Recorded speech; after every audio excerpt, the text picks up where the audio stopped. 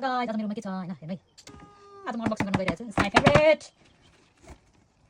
unboxing गर्न पाइरहेको थिएन अस्ति सपिङ गरेर लिएर आएदेखि अब चाहिँ म अनबक्सिङ गर्दैछु है क्या खतरा छ गाइस भयो वाउ यो भयो क्लोथ यो भयो ग्लास राख्ने खतरा छ कि बक्सै खतरा यार वाउ म्याग्नेट बक्सै लग्जरी छ यार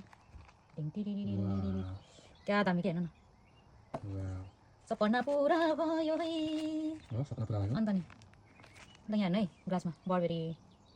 वाउ क्या दामी छ कि गाइस हैन अब मलाई चाहिँ यो किन्ने ठुलो सपना थियो हैन पहिलादेखि किन्छु भन्दै थिएँ अब यो चाहिँ मेरो सेकेन्ड ग्लास भयो पहिलाको चाहिँ मेरो भर्सासीको छ यो चाहिँ मेरो सेकेन्ड हो हैन टक्कै यसरी बस्छ बट्टै दामी छ यार यसको त हौ कसरी मिल्ने त क्या दामी बट्टा के म्याग्नेट के लेदरको के यस्तो लेदरको ज्याकेट भए दामी हुन्छ है गाइस कस्तो लाग्यो तपाईँलाई हैन लाएर चाहिँ म कुनै दिन देखाउँछु आज चाहिँ म जस्ट एउटा अनबक्सिङ मात्रै गरेको हैन अनबक्सिङ मात्रै गरेको म एकदम एक्साइटेड थिएँ हैन मैले धेरै सामानहरू किनेर आएँ सबैभन्दा मेरो वान अफ फेभरेट भएको हुनाले मैले यो चाहिँ अनबक्सिङ गरेँ अरू पनि मेरो धेरै राम्रो सामानहरू किनेँ तर मलाई सबै मन परेको यो चाहिँ म बिस्टर भिलेज गएको थिएँ अनि मैले अनबक्सिङ गर्ने ल गाइस कस्तो लाग्यो यसको कस्तो लाग्यो तपाईँलाई भन्नु होला